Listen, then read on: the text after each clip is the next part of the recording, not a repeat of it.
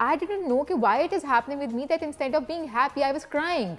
और मुझे रोना आ रहा होता था, मुझे कोई भी चीज़ मुझे ट्रिगर कर देती थी, मैं बिला वजह रोने लग जाती थी।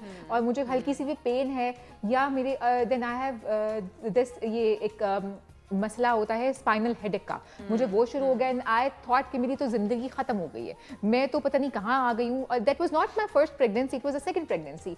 तो फिर थोड़ी रिसर्च की, पता चला कि ये नॉर्मल नहीं है, it's postpartum depression.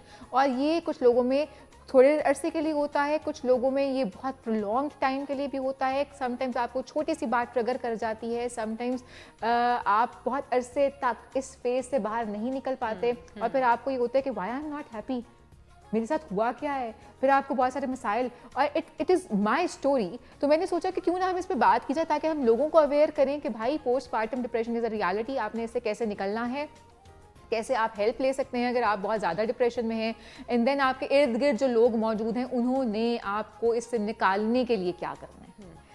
What is postpartum depression?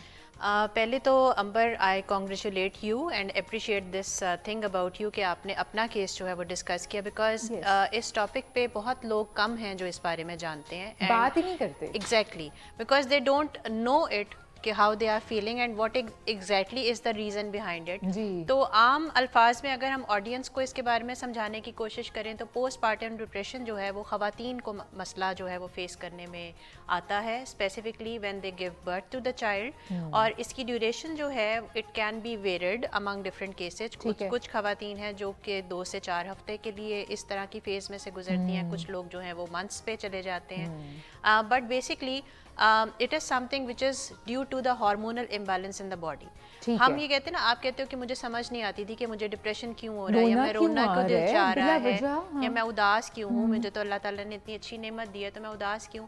Basically जब आपकी बॉडी में केमिकल इम्बैलेंस जो है वो क्रिएट होता है, आपके एस्ट्रोजन्स और प्रोजेस्टेरॉन हार्मोन्स जो है उनका लेवल जो एक्चुअल होना चाहिए इट डिसरप्ट्स, तो ऑब्वियसली आपकी जो मेंटल कैपेसिटीज़ हैं वो अपसेट होना शुरू हो जाती हैं। Ultimately it can lead you towards postpartum depression. ठीक है।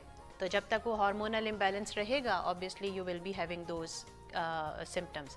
पोस्टपार्टम डिप्रेशन जो है वो 3 टाइप्स का होता है। पोस्टपार्टम ब्लूज हैं जो कि एक नॉर्मल कैटेगरी में आ सकता है, पोस्टपार्टम साइकोसिस है एंड पोस्टपार्टम डिप्रेशन है। ये 3 तरह की पोस्टपार्टम काइंड्स होती हैं। लाइक अगर आप कहो कि सिम्टम्स जो है वो इतने ज़्यादा स्ट्रॉन्ग नहीं हैं या बहुत एग्जैजरेटेड अमाउंट में उसको आप फील नहीं करे तो it can be the postpartum blues when you are mostly sad and you can having the crying spells. Postpartum depression जो है वो एक एलिवेटेड फॉर्म में चला जाता है, और साइकोसिस जो है that is the most refined and most severe form of postpartum depression. ठीक है। और इसमें डिफरेंशिएट आप कैसे करेंगे? पोस्टपार्टम ब्लूज कितना अर्सा, अगर आपने बताया ये माइनर है, माइल्ड है, तो ये इसका ड्यूरेशन कम होगा obviously if it is appearing after the birth of a child, और आप फेस कर रहे हैं कि you are dismood, you are not happy as you want but you are not feeling it, तो वो ब्लूज की तरफ इशारा जाता है।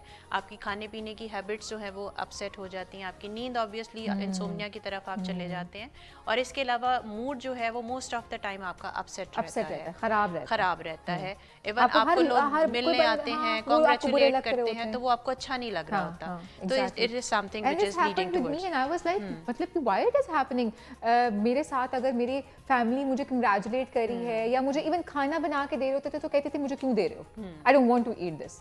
अच्छा, एक मिसकंसेप्शन भी है अंबर इस बारे में कि लोग ये समझते हैं कि पोस्टपार्टम डिप्रेशन में जो मदर है ना, she is a constant threat to the child और टू द न्यू बॉर्न, क्योंकि वो समझते हैं कि हो सकता है कि जी वो अपने बच्चे को भी नुकसान पहुंचा सकती है उस केस में, उस सिम्टम में।